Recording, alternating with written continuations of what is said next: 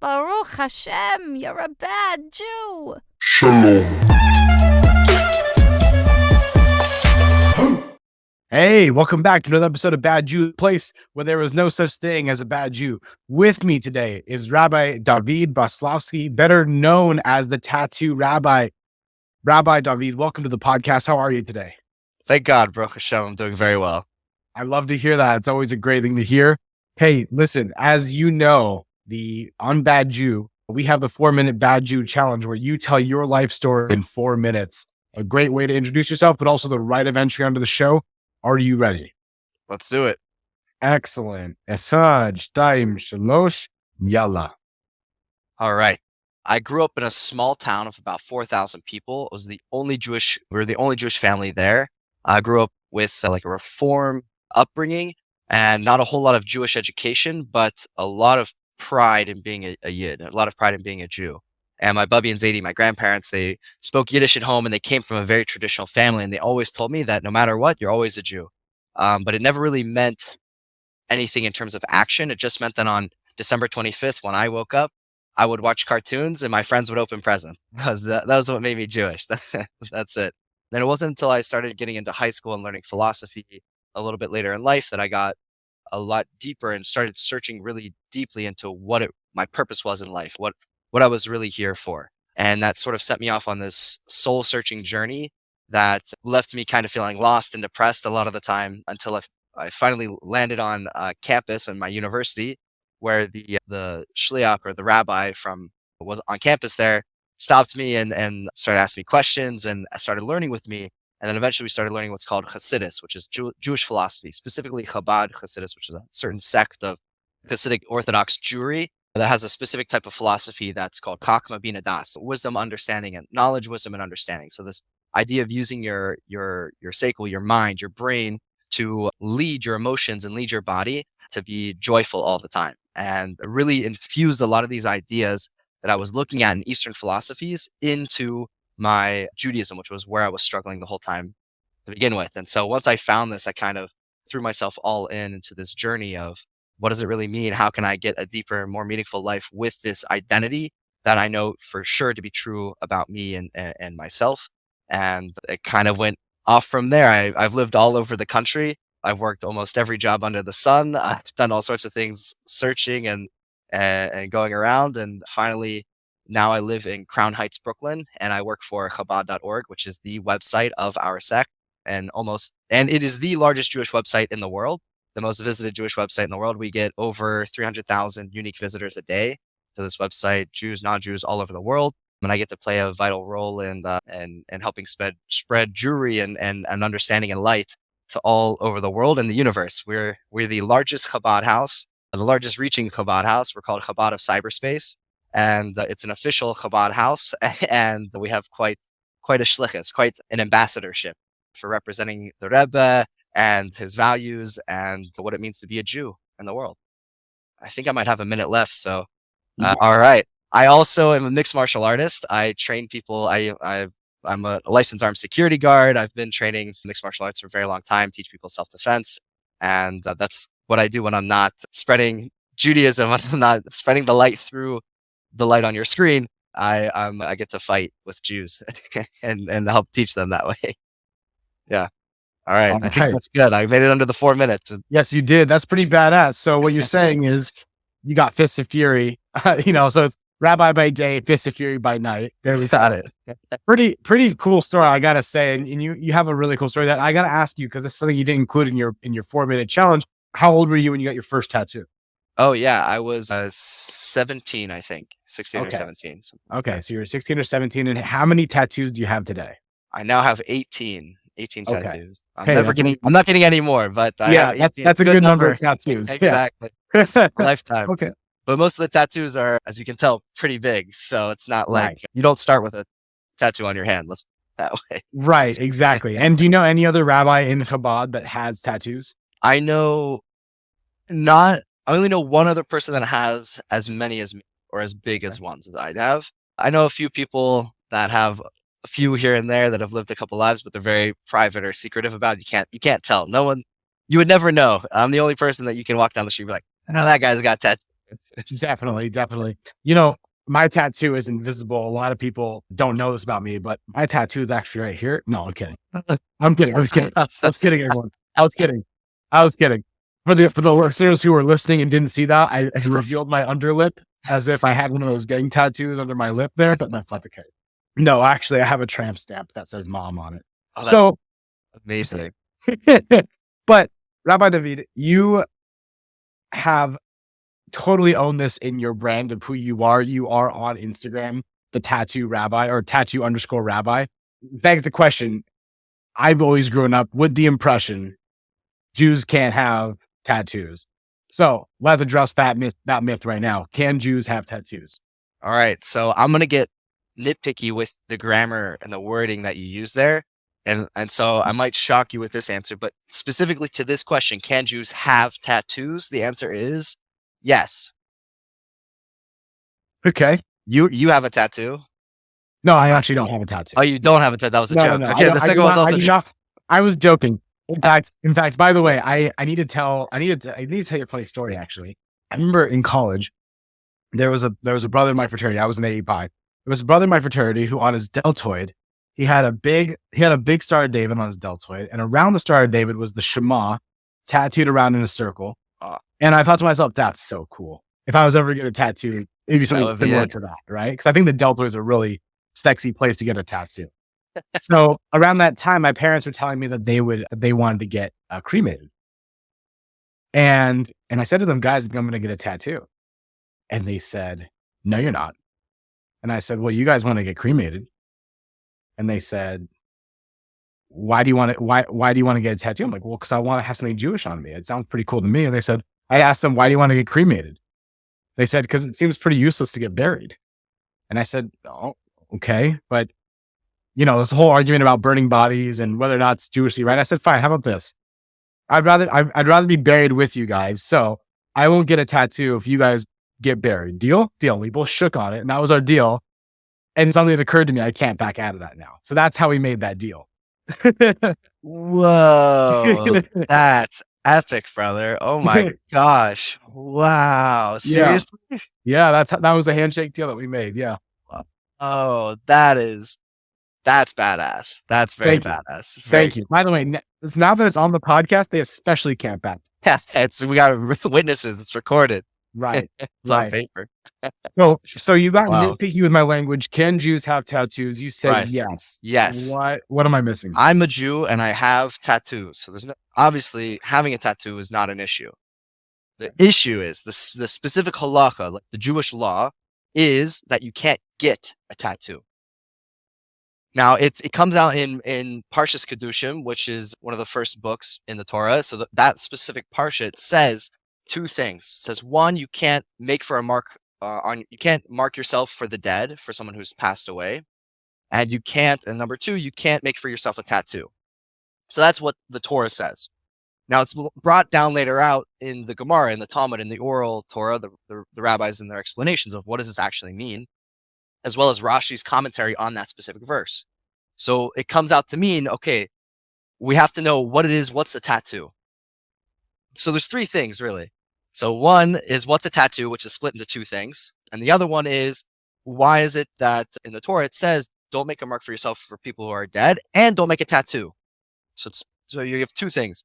So the first part is that not for the dead, is that you shouldn't emulate the goyim. A Jew shouldn't do things like the rest of the world does. Like your parents want to get cremated because what's the point of getting buried? The rest of the world's doing this, might as well.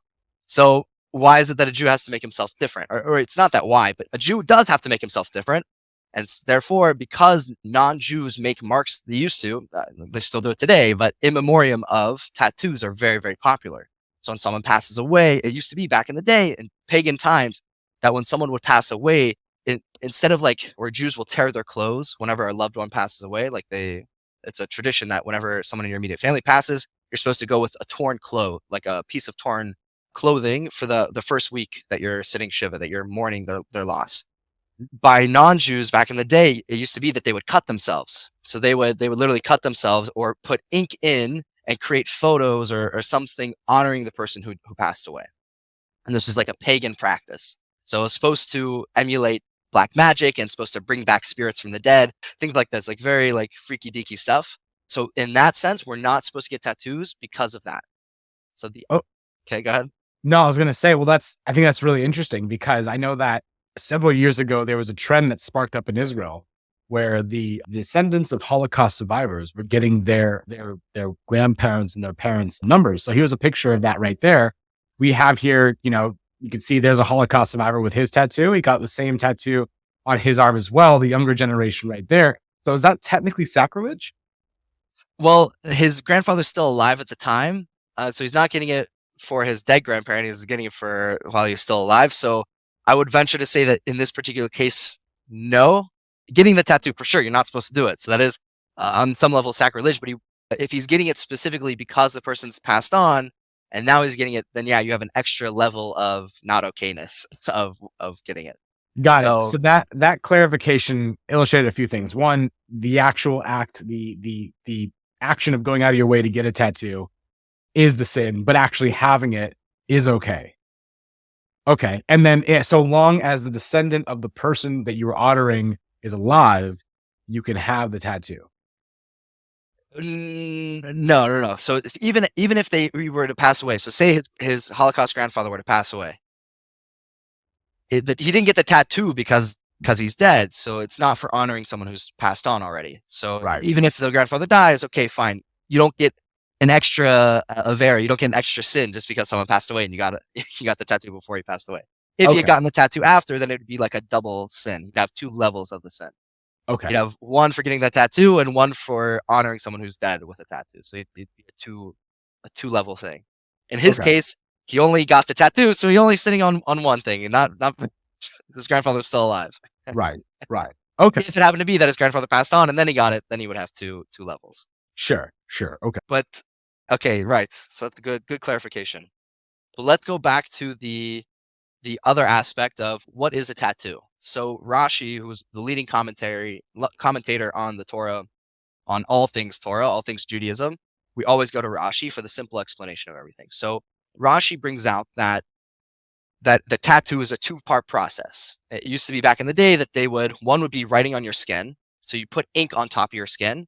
And then two would be you would cut the skin so that you would rub the skin or cut the skin so that the ink could fall in. So first you would write, this is how Rashi brings it out. So first you would write the ink, and then you would cut the skin so that the ink could go inside.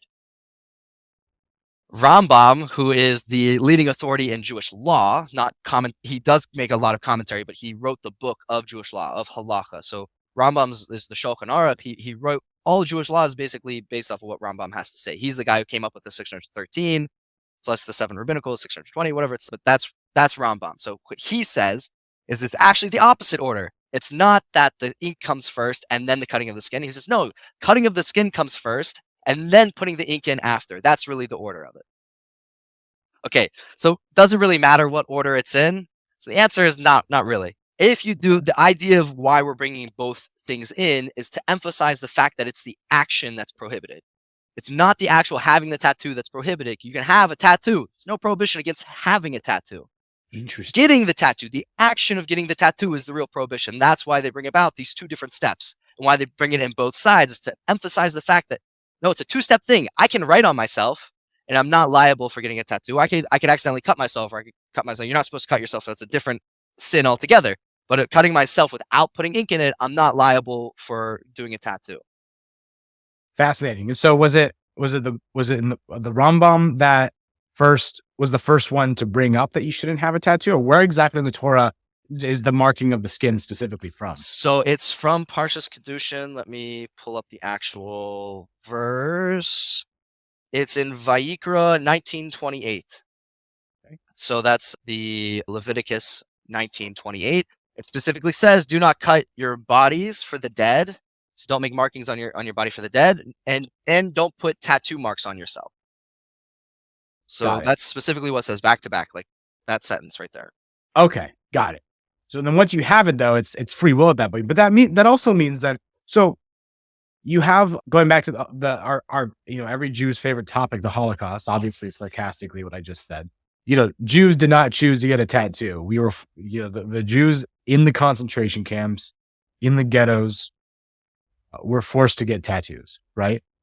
And then there was debate afterwards as to whether or not they could be buried in Jewish cemeteries. Mhm. So for a while, weren't there some cemeteries that wouldn't allow you in if So you had a tattoo? funny enough, there were some places that okay, so let's clarify two things. So you brought up two things. One is people in the Holocaust, someone tattooed them against their will. Mhm. And number two, burial in the Jewish cemetery. So let's do the first one. If I'll go back again to the language of the Torah, and we're gonna get nitpicky again with the grammar. It says, "Do not cut your body for the dead, nor put tattoo marks upon yourself." So what's it saying? Saying me, I'm not allowed to make a mark on myself. I'm not allowed to cut myself or put a tattoo on myself. So it's me doing it to me. Doesn't say someone else doing it to you. It says you doing it to you. Got it. Okay. Wait, so that means technically, as a Jew, you could still be very connected to Hashem, put tattoos on other people, but so long as it's not on yourself, that's okay. Technically, yes. It's better. You shouldn't do it to a Jew. If you're you can be a Jewish tattoo artist. It's not a problem, but you shouldn't tattoo Jews. I actually know a guy in Ontario, London, Ontario. He owns quite a few tattoo shops there. He's a Jewish guy. He's very involved with Chabad. And he actually asks people that come in, every person that comes in, he asks them if they're Jewish or not. And if they're Jewish, he won't tattoo them. But he can't be convicted for discrimination because he's a Jew himself. Yeah, for sure. For sure. Also, private business. You're allowed to refuse the right to business to anybody you want. Well, except if you can prove that it's based on race or religion, though. It is Maybe it's in Canada. I don't know depending if on where the you laws are. are probably more strict there also. Yeah. Okay. That's But yeah, interesting. he refuses to tattoo anyone that says that they're Jewish when they come in. But Okay. he'll ask everyone that comes in, "Are you Jewish? You're not Jewish? Okay, come, fine." Okay. So By the he way, makes lots of money. He's like, yeah, he's a yeah. Jewish guy, tatted head to toe, but This he is won't a tattoo very Jews. this is a very fun practice of critical thinking, of getting nitpicky. I feel like a lawyer right now. This is great. Okay. Exactly. Good. Okay. So one is tattooing yourself. So you, as a Jew, I can tattoo other people. It's better not to tattoo another Jew because now I'm making another Jew sin, and so I'm liable for making another Jew sin. Regardless of what the sin is, now I'm leading another Jew to sin. That's a separate sin, but I'd be liable for that. So okay, fine. What if someone else tattoos me? Can't I go into a tattoo shop and a non-Jewish tattoo artist could tattoo me, right? Because it's not me doing it to myself, it's the other guy doing it to me. So the issue here is I'm consenting. So now I'm making him a shliach. I'm making him an emissary for myself. So I'm giving him money. I'm saying, I want you to act for me and put the tattoo on me instead of me doing it to myself. I'm giving you money. I'm going to stand here and be compliant for you doing it to me.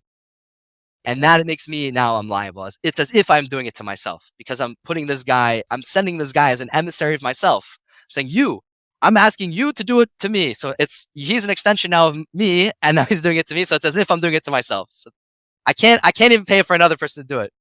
Now, in terms of the Holocaust, though, they weren't compliant. It's not, I mean, they were to some degree. You had to be like, okay, yeah, I'm going to be a worker, but it's choosing between life and death. And unless it's like avodah zarah, unless it's one of the three cardinal sins, I'm like adultery of avodah zarah, which is idol worship, or murder, which getting a tattoo is not necessarily any of those, especially numbers in the Holocaust is not any of those things. So it's actually they would they would tell the Jews in the Holocaust that you're better off instead of not getting the numbers. Numbers basically means that you're working in some specific field is why they numbered you. Mhm. So you could say, no, I'm not going to work. And then you're probably going to die because they're not going to feed you. You're not going to clothe. You're going to get less treatment. Only if people that got the numbers, they got more food, they got more privileges and things like that. That's why they did it, because your likelihood of survival will actually increase if you got this tattoo, if you became a worker. So I would say people might even argue and say you might be required to get the tattoo in that sense, because otherwise you'd basically be killing yourself. You'd be setting yourself up for death. Right. So in that case, no one who got a tattoo in the Holocaust is liable because they weren't consenting to get the tattoo. It wasn't like they had a choice.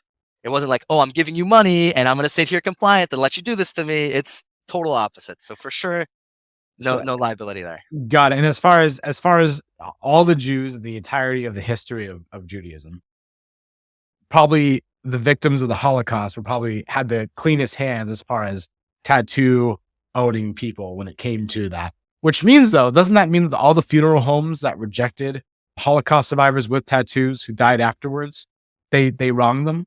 100%. And I want to say this also. It's very unlikely that an Orthodox Jewish cemetery would deny someone burial. It, it became very popular amongst Reform and conservative groups in order to discourage people from getting tattoos. There were rules set in place, which is you're definitely not allowed to do. You're not allowed to deny a Jew burial, no matter on any grounds. On any Really? grounds, you have 100%. Yeah, 100%. Now there were some Orthodox cemeteries, like more religious cemeteries, and in Reform Conservative also in the earlier movements, that what they would do is if you had a tattoo, they wouldn't bury you with the rest of the people in the normal cemetery. There's a second. Most Jewish cemeteries have two areas: one where everyone's buried, and then one where people who are a little bit less honorable are all buried together. That way, that their lives shouldn't. People who were honorable shouldn't, like murderers, burglars, like people who were like not good people, tend to be buried off in a different section of the cemetery together, and everyone else is buried together usually. So if you're like a convicted murderer, all these things, more often than not, there's a separate section of the cemetery where these people are put, which makes sense to some degree. But they were never denied burial. Even a murderer, a Jewish murderer. You're telling me that just because I have tattoos, you won't bury me, but you'll bury a murderer? Come on, what are you crazy? Right. That's ridiculous. Right. So for sure, but oftentimes there was a time period. It's not very common anymore, but for sure you have to be buried even if you have a tattoo. It's just sometimes places will be like, oh, because he has a tattoo, we want to bury him in a different section of the cemetery, which is understandable as well. Got it. There were some people at one point also that said that you had to cut off the skin where the tattoo was. Also, you're not allowed to do that. So any funeral place that was any cemetery that required that is also nishkut, no good. That they're doing a wrong to the Jew. Understood. So then my question is, again, we understand that getting the actual action of getting the tattoo is the sin. When a Jew gets a tattoo, does the kavanah or the intention of the tattoo that you are getting impact the level of, I don't know if it's righteousness, or impact the level of cleanliness, if you will, of the tattoo? For example, going back again to the descendant of the Holocaust survivor here, I'm going to pull up this picture again. Yeah. The descendant of the Holocaust survivor with his By the way, grandpa. I do think this is really badass. I wouldn't do it, but like, I personally have mixed feelings. Mixed feelings. About this, 100%. Beautiful, but like, yeah, it's heart wrenching. It's heart wrenching for sure. Right. But, so going back to that, like the intention there is to pay homage to the grandparent, to the survivor, right? Does that have an impact on the on the cleanliness of the tattoo, or the purpose of it, or does it make it less of a sin for getting it? No. Fortunately, no, not the case. So, okay. And even no one knows which sin is held at a higher degree than another sin. Only God knows if eating a cheeseburger is worse than getting this. Could be that eating a cheeseburger is considered in God's eyes worse than getting a tattoo. Could be the opposite. No one knows. It's impossible. No rabbi would even think to claim to know that they're like, oh, okay, because he was this intention of getting the tattoo, made it okay. Okay, so it's not so bad.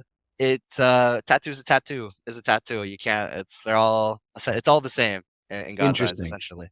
Interesting. And then what about this tattoo? Do we like this one or no? It's pretty cool. It's pretty cool, right? Does it have an impact? Do you have to wrap tefillin if you tattoo tefillin on you? You know what? My dad and my uncle, we all literally were gonna get this tattoo. Chaz, we were thinking of like many years ago. We were like, we're gonna get tattoos. And my dad actually did get a thigh tattoo on his arm, right where the tefillin goes. Because he's like, oh, this is where tefillin goes. I'm like, no, just wrap the tefillin. Why? Just wrap the tefillin. You got to get a tattoo. That's funny. So with that, then I would love to know, what is your favorite tattoo that you have on you? Which tattoo on you has the most meaning to you? Oh,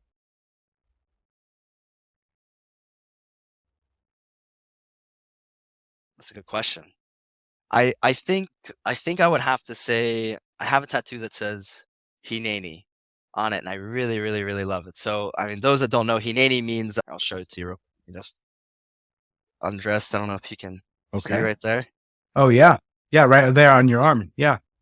Beautiful. And there's some beautiful coloring too. It looks like almost like like a dawn, like maybe Yeah, like a maybe sunset type deal. yeah, sunset. Right. Yeah, beautiful. Wow. So yeah, the idea, I took a picture at the top of Masada, my first time in Israel, and I got this tattoo when I was very young, also like 17, 18 years old. It was one I wanted for a very long time, and the words Hineni are like very deep, very Hasidic. There's a lot of beautiful, even Rashi, who doesn't usually, what he says is not deep and philosophical. Usually it's just very like, this is what this means, this is what this means, and that sort of stuff. Even him on this verse on Hineni in particular he says some really, really beautiful things like, what does it really mean? He's like, this Hineni means that like you're ready to serve God, like you're putting yourself out on the line, like this is all you, there's nothing else, it's just me. I'm here bearing myself fully in front of you, God. Like for those who don't know, Hineni means here I am. I'm Right. here. And every forefather of the Jews, God asked them, even all the way back to Adam, he goes, where are you? Eifo ata, where are you? Hashem asked them. And Adam ran away. Adam Rishon, the man, he ran away when he was in the garden. He ate from the fruit from the tree of knowledge, and God was like, "Where are you?" And he's like, "Oh my gosh, no!" And he ran away. But all the other forefathers said, "Hineni, I'm here. Like I'm not running away. I'm here to face whatever it is that I need to face. I'm wearing my heart on my sleeve. Like there's nothing to hide. It's all me, all you. Like this is it." So it's something that for me, I think I really, really like it. It's also cool. The picture is from the sunrise in Masada. Like that's what it's supposed Beautiful. to represent there. That's what it's supposed to look like. Beautiful. It's beautiful. Now, I want to also take responsibility for this episode because here's something that I'm going to predict right now. One of my fans, or not fan, just someone who might stumble across this episode, will come across this, listen to this, and use it as justification to get a tattoo despite their parents' wishes, right? Now, the actual act is a sin. We know that. But once they have it, they have it. It's kind of like once you're there, it's not a sin, right? That's at least Right. what I've understood. For the Jew who is getting a tattoo and having it and existing with it, what are some practical decision-making tools or steps that they should take to make sure they don't regret their tattoo in the future? It's a good question. It's a good question. Okay. One, you don't have to get a tattoo removed. There's no law anywhere saying that you have to get a tattoo removed. It is considered an honorable thing to do. If you do want to get it removed, you should speak with a local Orthodox rabbi, whichever Orthodox rabbi knows you or you're comfortable with. Ask them if it's okay for you to get a tattoo removed. There's actually organizations that will help pay for it, all that stuff. You don't have to. There's no obligation. Me personally, I know that there's no obligation. I'm probably never going to do it. I have a lot of tattoos. It would be very expensive and it'd be very painful. And there's no there. Okay, fine. I get to inspire other people. I'm okay with it. But some people because it reminds them of the sin so much, they want to get rid of it. It's okay to get rid of it. More often than not, it's better to speak to a rabbi, get approval first, and make sure that they know which techniques, like where you're going, which laser removal, different things like that, so that it's kosher. Even removing it can be a bit of an issue. So you have to question those sorts of things as well. If you have God's name tattooed on you, you should get it removed. That's the only one that I'll say. Yeah, 100% you should get it removed. So if you have any like God's name written, like Yud K Yud with and then the Hey and then the Vav, Yeah. right? You have that written on you, you should get it removed just because you're not supposed to have that name exposed if anyone's naked or in the shower or in the bathroom or anything like that. So it becomes an issue just for living. So it's actually better to get that one removed. And there's a special way of removing it because you can't erase God's name. So what you have to do is actually tattoo over it to remove it and then remove the whole thing. Yeah, it's a big balagan. It's a whole schlep. It's a whole ordeal. So if Whoa. anyone does have that and they want to reach out to me, you're more than welcome to. I can talk with you about how to deal with that. Number two, if you know that it's a sin and you're going, oh, it's fine, I'll repent for it later. I'll repent for it after the fact, or I know it's not a sin after, and you do it, you can't actually, there's no, on the deep, deep, deep spiritual level, there's no way to actually make tshuva or repent fully for it. So even on a subconscious level, you'll know it about yourself that you tried to make a loophole and it might eat away at you. So don't use this podcast as an excuse to get a tattoo. And the third thing was, how do you deal with it?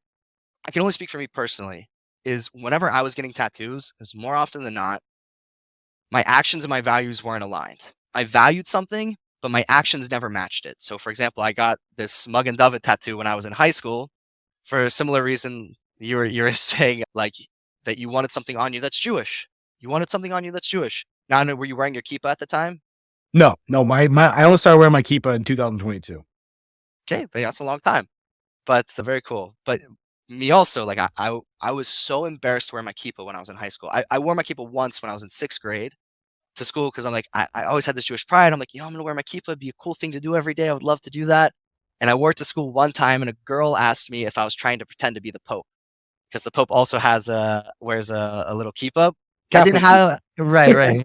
So I didn't have the knowledge at the time to be like, oh, the Pope is actually pretending to be us. He's trying to be like a Jew, not the other way around. So I was always embarrassed to like wear a kippah or have something that was so easy for me to take off. It's so easy for me to hide being Jewish that I was like, I really value being a Jew. Like I know 100% I'm a Jew and I value it more than anything. I give my life up for it, but my actions didn't never reflected that. I was like, I'm not gonna wear my kippah. I'm embarrassed. Like, what if people know that I'm a Jew? What if what if I have to hold myself to a certain standard now? Like, I wasn't my actions weren't lined up with my values, and so I felt like I had to express it somehow. And the way that if you don't have a kosher way of expressing yourself, you're gonna express yourself in a non-kosher way. It's gonna happen. You can't not express yourself. You'll implode. Like it's not. You have to do it. So, like for example, this guy who with a tefillin tattoo or the guy with the Holocaust tattoo,